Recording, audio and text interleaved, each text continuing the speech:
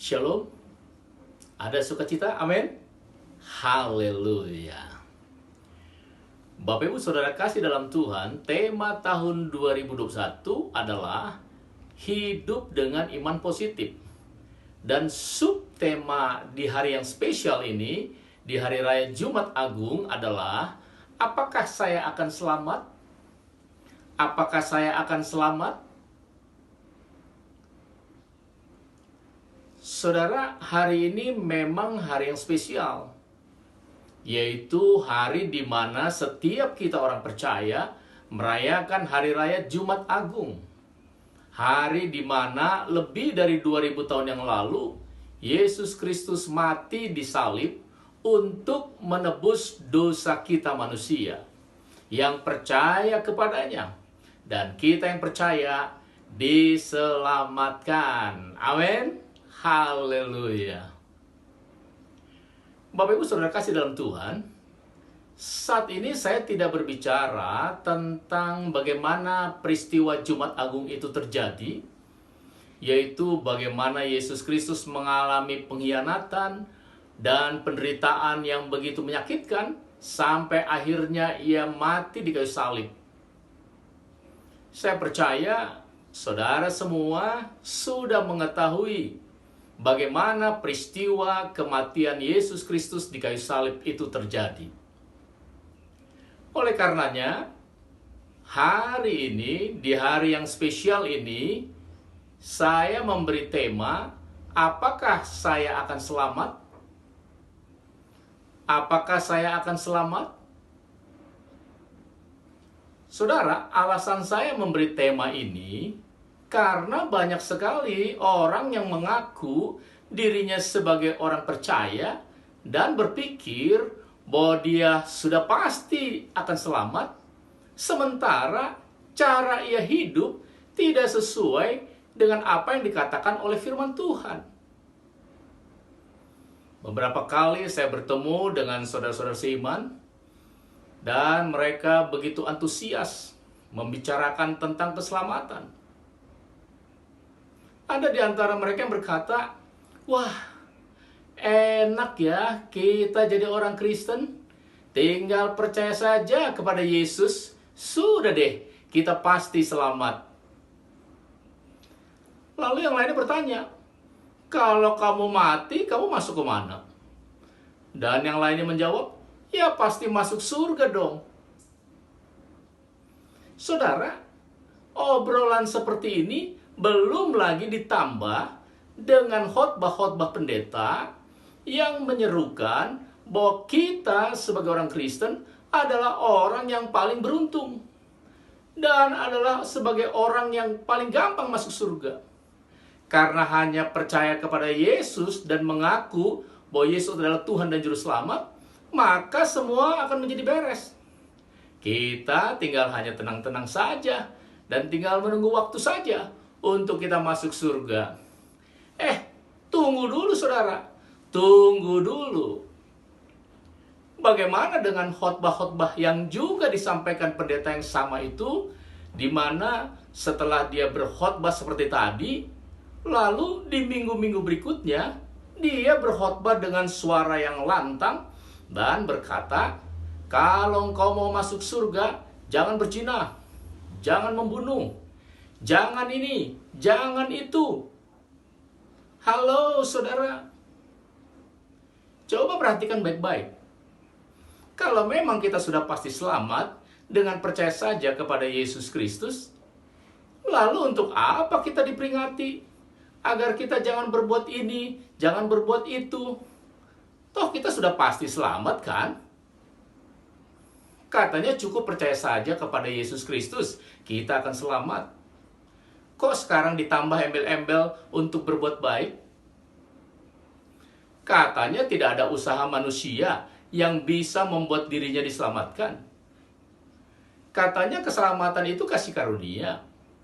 Katanya, bla bla bla bla.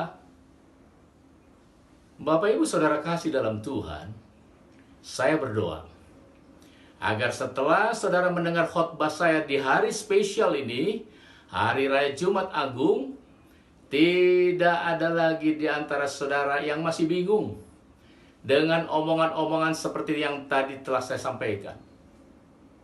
Dan jangan lagi saudara terpengaruh dengan omongan dari manapun, yang akhirnya akan membuat saudara menjadi bingung dan bimbang. Perhatikan baik-baik apa yang akan saya jelaskan berikut ini. Tema kita di Hari Raya Jumat Agung ini, apakah saya akan selamat? Apakah saya akan selamat? Ada 3 hal yang harus kita lakukan agar kita dapat menjawab pertanyaan tema ini. Yang pertama, apakah saya akan selamat? Yang pertama, ya, karena saya sungguh-sungguh percaya.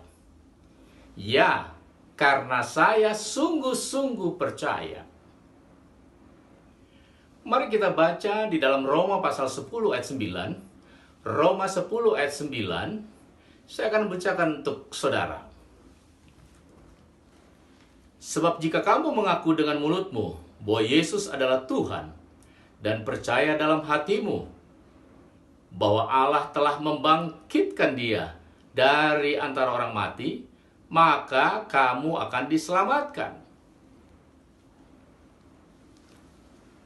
Saudara, pertanyaannya adalah, percaya dalam hati dulu, baru keluar pengakuan dari mulut, atau keluar pengakuan dari mulut dulu, baru percaya dalam hati? Saya ulang. Yang menjadi pertanyaan adalah, percaya dalam hati dulu, baru keluar pengakuan dari mulut, atau keluar pengakuan dari mulut dulu, baru percaya dalam hati? Tentu saja, saudara, segala sesuatu yang kita katakan dengan mulut itu keluar dari hati kita, bukan? Kecuali kita berbohong.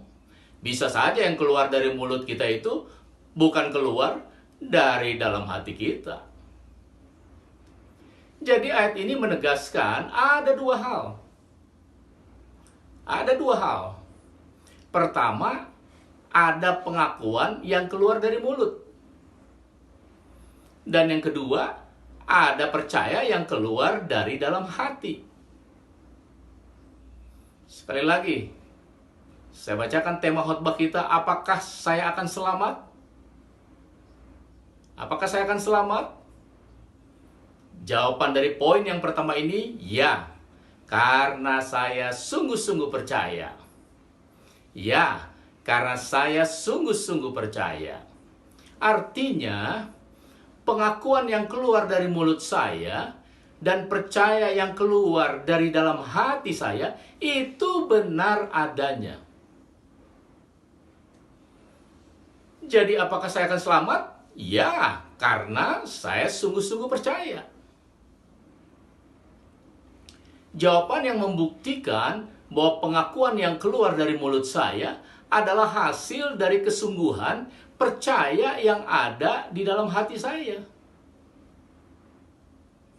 Tetapi kenyataannya, saudara, ingat, hanya Tuhan Yesus yang tahu apakah pengakuan yang keluar dari mulut kita adalah hasil dari kesungguhan percaya yang ada dalam hati kita.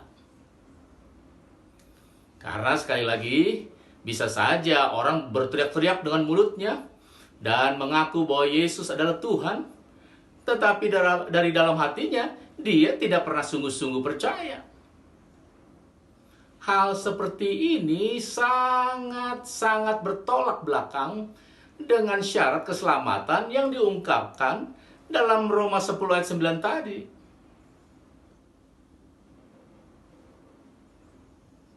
Dan apakah orang-orang seperti ini orang yang selamat karena nama Yesus? Jawabannya dengan tegas, tidak. Tidak sama sekali. Perhatikan baik-baik. Apakah saya akan selamat? Jawaban kita pada poin yang pertama ini, ya. Karena saya sungguh-sungguh percaya. Apa itu maksudnya? Mari kita baca dalam 1 Yohanes 5 ayat 1. 1 Yohanes 5 ayat 1. Saya akan bacakan untuk saudara.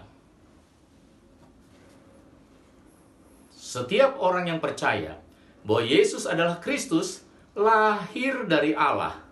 Dan setiap orang yang mengasihi Dia yang melahirkan, mengasihi juga Dia yang lahir daripadanya. Saudara, ayat ini menjelaskan setiap orang yang percaya, tentu yang saya maksud dalam arti sungguh-sungguh percaya, bahwa Yesus adalah Kristus, maka orang ini lahir dari Allah. Mengapa orang ini dikatakan lahir dari Allah? Karena sesungguhnya iman percaya akan Yesus Kristus adalah hasil dari kasih karunia Tuhan itu sendiri. Dan selanjutnya orang yang percaya bahwa Yesus adalah Tuhan, berarti ia masuk ke dalam kehidupan yang baru, atau ia telah dilahirkan kembali, menjadi ciptaan yang baru di dalam Yesus Kristus. Dan setiap orang yang mengasihi Dia, yaitu Allah, berarti orang itu mengasihi Dia, yaitu Yesus Kristus. Dengan hidup yang baru seperti inilah, hati kita akan dituntun oleh Roh Kudus untuk melakukan seluruh perintah-perintah Tuhan. Dan kita akan terus dipimpin oleh Roh Kudus sampai ke dalam seluruh kebenaran firman Tuhan. Tindakan inilah yang menjadi bukti bahwa kita sungguh-sungguh mengasihi Yesus. Bahwa kita sungguh-sungguh percaya kepada Yesus Kristus sebagai Tuhan dan Juru Selamat kita. Jadi, apakah saya akan selamat? Jawabannya, ya. Karena saya sungguh-sungguh percaya. Amin. Hal yang kedua, apakah saya akan selamat? Yang kedua, ya, karena saya sudah lahir baru. Ya, karena saya sudah lahir baru. Mari kita baca Yohanes pasal 3 ayat 3 sampai dengan 6. Yohanes 3 ayat 3 sampai dengan 6. Saya akan bacakan untuk saudara. Yesus menjawab, katanya, "Aku berkata kepadamu, sesungguhnya jika seorang tidak dilahirkan kembali, ia tidak dapat melihat kerajaan Allah." Kata Nikodemus kepadanya, "Bagaimanakah mungkin seorang dilahirkan kalau ia sudah tua? Dapatkah ia masuk kembali ke dalam rahim ibunya dan dilahirkan kembali?" Jawab Yesus, "Aku berkata kepadamu, sesungguhnya jika seorang tidak dilahirkan dari air dan roh, ia tidak dapat masuk ke dalam kerajaan Allah. Apa yang dilahirkan dari daging adalah daging, dan apa yang dilahirkan dari roh adalah roh." Bapak Ibu Saudara kasih dalam Tuhan, kelahiran baru adalah kelahiran di dalam roh dan bukan di dalam daging. Kita semua dilahirkan dari daging, dan daging sifatnya tidak kekal. Semua manusia telah berdosa, dan upah dosa adalah maut. Maka jika kita mau melihat kerajaan Allah, atau mau mendapatkan bagian dalam keselamatan, dan mau menerima hidup kekal, maka kita harus dilahirkan kembali, yaitu kelahiran di dalam roh yang bersifat kekal. Daging akan mati. Kita dilahirkan di dalam daging, pastilah kita akan mati juga. Dan jika kita ingin hidup kekal, maka kita harus dilahirkan di dalam roh. Di dalam analogi, ini sangatlah logis. Perhatikan saudara. Daging sama dengan mati atau tidak kekal.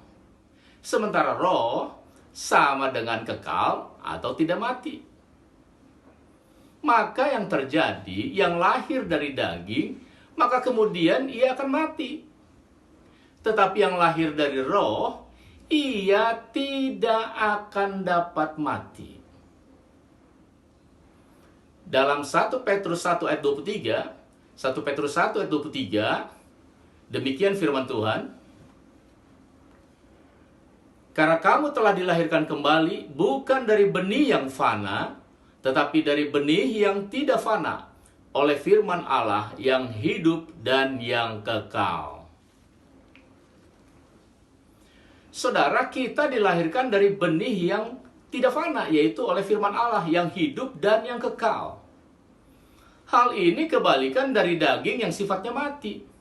Maka dari itu, Yesus dengan tegas berkata, kita harus dilahirkan kembali. Dan untuk meresponi perkataan Tuhan Yesus ini, ada pertanyaan yang harus kita jawab terlebih dahulu. Apakah kita sungguh-sungguh mengasihi Yesus?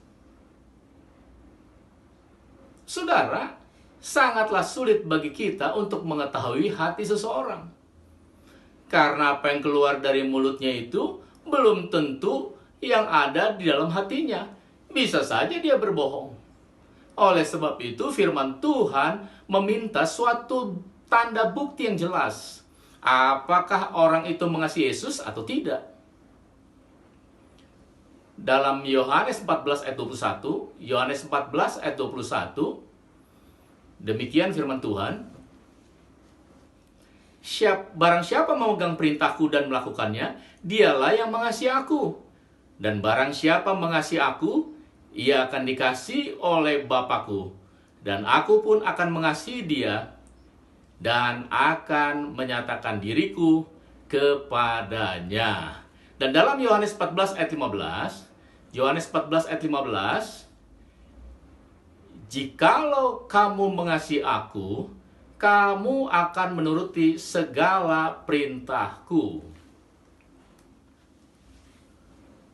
Bapak Ibu Saudara kasih dalam Tuhan, ayat ini dengan sangat jelas mengatakan bahwa bukti orang itu mengasihi Yesus adalah ia menuruti segala perintah Yesus.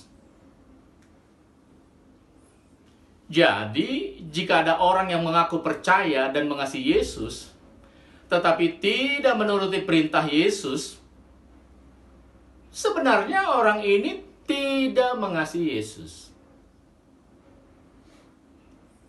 Banyak orang karena ingin selamat, maka mereka mengaku dengan mulutnya dan berteriak-teriak di gereja, mengagungkan Yesus dengan lagu-lagu pujian, menyerukan kata-kata iman percaya kepada Yesus. Tetapi jika mereka tidak punya hati dan tidak mau merubah hidupnya dari hari ke hari, maka semua yang mereka lakukan itu akan sia-sia. Orang yang seperti ini kelihatannya rohani, tetapi sebenarnya mereka tidak hidup di dalam roh. Mereka tidak pernah dilahirkan dari roh. Hal ketiga yang terakhir, apakah saya akan selamat? Jawabannya yang ketiga, ya. Karena saya milik Kristus dan hidup dalam roh. Ya, karena saya milik Kristus dan hidup dalam roh. Mari kita baca Galatia pasal 5 ayat 16 sampai dengan 26. Galatia 5 ayat 16 sampai dengan 26. Saya akan bacakan untuk saudara. Maksudku ialah hiduplah oleh roh, maka kamu tidak akan menuruti keinginan daging. Sebab keinginan daging berlawanan dengan roh. Keinginan roh dan keinginan roh berlawanan dengan keinginan daging, karena keduanya bertentangan. Sehingga kamu setiap kali tidak melakukan apa yang kamu kehendaki. Akan tetapi jikalau kamu memberi dirimu dipimpin oleh roh, maka kamu tidak hidup di bawah hukum Taurat. Perbuatan daging telah nyata, yaitu percabulan, kecemaran, hawa nafsu, penyembahan berhala, sihir, perseteruan, perselisihan, iri hati, amarah, kepentingan diri sendiri, percederaan, roh pemecah, kedengkian, kemabukan, pesta pora, dan sebagainya. Terhadap semuanya itu kuperingatkan kamu, seperti yang telah kubuat dahulu, bahwa barang siapa melakukan hal-hal yang demikian, ia tidak akan mendapat bagian dalam kerajaan Allah. Tetapi buah roh ialah kasih, sukacita, damai sejahtera, kesabaran, kemurahan, kebaikan, kesetiaan, kelemah lembutan, penguasaan diri. Tidak ada hukum yang menentang hal-hal itu. Barang siapa menjadi milik Kristus Yesus, ia telah menyalibkan daging dengan segala hawa nafsu dan keinginannya. Jikalau kita hidup oleh roh, baiklah hidup kita juga dipimpin oleh roh. Dan janganlah kita gila hormat, dan janganlah kita saling menantang dan saling mendengki. Bapak Ibu Saudara kasih dalam Tuhan, ayat-ayat ini dengan jelas mengatakan bagaimana orang yang hidup oleh Roh. Kita yang sungguh-sungguh percaya dan telah dilahirkan kembali akan menjadi milik Yesus Kristus. Dan orang yang menjadi milik Yesus Kristus adalah orang yang telah menyalibkan dagingnya dari segala hawa nafsu keinginannya. Ayat-ayat ini juga dengan jelas mengatakan, kita perhatikan baik-baik ya. Ayat ini menjelaskan dan menekankan agar kita membuang segala hawa nafsu. Tentu saja kita melewati proses itu bukan dengan kekuatan kita sendiri, tetapi dengan pertolongan Roh Kudus lah kita akan melalui semua proses itu. Amin. Tetapi ironisnya saudara, saya sering menjumpai orang percaya yang tidak mau melakukan firman Tuhan. Ia lebih memilih hidup sehari-hari dengan cara-cara duniawi. Mereka tetap melakukan perkara-perkara daging dan terus berbuat dosa. Mereka dengan bangga mengaku bahwa dirinya sebagai orang Kristen dan merasa akan selamat karena percaya Yesus. Tapi apakah orang-orang seperti ini akan selamat, saudara? Jawabannya sudah pasti tidak. Kesimpulannya, saudara, apakah saya akan selamat? Bagaimana saudara dapat menjawab pertanyaan ini? Saya berdoa agar saudara semua dapat menjawab pertanyaan itu dan berkata dengan tegas, ya, saya akan selamat karena saya sungguh-sungguh percaya. Ya, saya akan selamat karena saya sudah lahir baru. Ya, saya akan selamat karena saya milik Kristus dan hidup dalam Roh. Amin. Tuhan Yesus memberkati kita semua. Bapak Ibu Saudara kasih dalam Tuhan, hari ini hari spesial, yaitu kita merayakan Jumat Agung. Dan kita akan masuk dalam perjamuan kudus. Bersama-sama, mari Bapak Ibu Saudara kasih dalam Tuhan, saudara yang sudah menyiapkan roti dan anggur, saudara bisa pegang roti dan anggur. Dan Bapak Ibu Saudara kasih dalam Tuhan, yang tidak siap dengan roti dan anggurnya, saudara bisa dapat ikut berdoa, saudara mengaminkan perjamuan kudus ini. Di lain kesempatan, saudara bisa juga bersama-sama mengikuti perjamuan kudus. Khususnya kita akan melakukan perjamuan kudus setiap minggu pertama setiap bulan. Jadi bulan Mei nanti minggu pertama kita akan melakukan perjamuan kudus. Saudara bisa menyiapkan roti biasa, kalau tidak ada anggur bisa sirup merah ataupun teh. Dan kita akan melakukan perjamuan kudus seperti ini. Baik, kita akan berdoa terlebih dulu. Bapa di surga, dalam nama Tuhan Yesus Kristus, terima kasih. Firman Tuhan sudah kami dengar. Kami mengimani. Dan kami percaya Roh Kudus sudah memeteraikan dalam hati kami yang paling dalam. Dan saat ini kami siap untuk masuk dalam perjamuan kudus. Oleh karenanya, Engkaulah yang menjamah kami, mengurapi kami, layakkan kami masuk dalam perjamuan kudus. Khususnya di hari raya Jumat Agung di tahun 2021 ini. Dalam nama Yesus Kristus, kami berdoa dan mengucap syukur. Amin. Nah, Bapak Ibu Saudara kasih dalam Tuhan, saudara pegang roti di tangan kanan saudara, dan kita akan memakan roti setelah kita mendengarkan firman Tuhan terlebih dahulu. Aku berkata kepadamu, sesungguhnya barang siapa percaya bahwa ia mempunyai hidup yang kekal, inilah roti yang turun dari surga. Barang siapa makan daripadanya, ia tidak akan mati. Akulah roti hidup yang telah turun dari surga.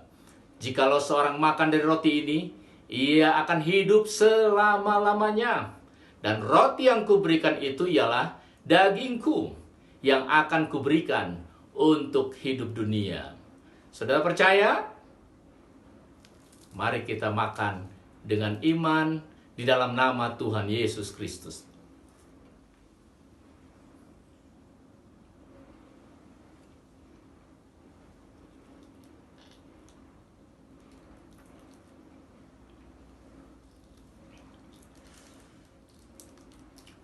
Saat ini peganglah anggur. Saudara siapkan anggur, dan kita akan meminumnya setelah kita mendengarkan firman Tuhan terlebih dahulu. Maka kata Yesus kepada mereka, Aku berkata kepadamu, sesungguhnya jikalau kamu tidak makan daging anak manusia dan darah, kamu tidak punya hidup di dalam dirimu. Barang siapa makan dagingku dan minum darahku, ia mempunyai hidup yang kekal, dan aku akan membangkitkan dia pada akhir zaman. Saudara percaya? Mari kita minum dengan iman di dalam nama Tuhan Yesus Kristus.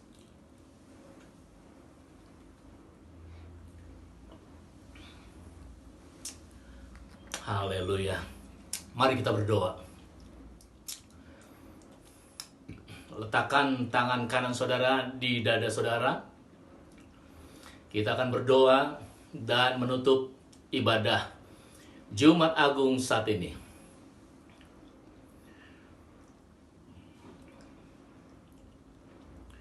Bapa di surga, terima kasih. Kami sudah mendengarkan firman-Mu, dan kami juga sudah melakukan perjamuan kudus. Tubuh dan darah Yesus kembali bersekutu dengan tubuh dan darah kami. Dan kami percaya ada kuasa di dalamnya dalam nama Yesus Kristus. Terima kasih Bapa. Dan Roh Kuduslah yang akan menuntun hidup kami, supaya hidup kami dari hari ke hari berkemenangan di dalam nama Yesus Kristus. Terima kasih buat berkat dari Hari Raya Jumat Agung yang sudah kami terima melalui hadirat-Mu. Terima kasih Bapa yang baik, di dalam nama Yesus Kristus. Kami serahkan kehidupan kami, jemaat-Mu, seluruh yang mendengarkan firman Tuhan ini, supaya kami selalu hidup berkemenangan di dalam nama Tuhan Yesus Kristus. Terima kasih Bapa. Dan kami juga tidak lupa berdoa buat bangsa negara Indonesia tercinta. Terima kasih buat pemulihan demi pemulihan yang terjadi, pertolongan-Mu Tuhan. Terima kasih buat proses vaksinasi yang terus berjalan dengan baik. Biarlah krisis kesehatan segera lenyap dari negeri tercinta Indonesia dalam nama Yesus. Demikian juga krisis ekonomi lenyap dari negeri kami tercinta, sehingga ada kesejahteraan di negeri kami Indonesia. Terima kasih Bapa, dengan pertolongan-Mu kami boleh menerima kesejahteraan. Di dalam nama Tuhan Yesus Kristus kami berdoa dan mengucap syukur. Haleluya. Amin. Amin. Amin. Amin.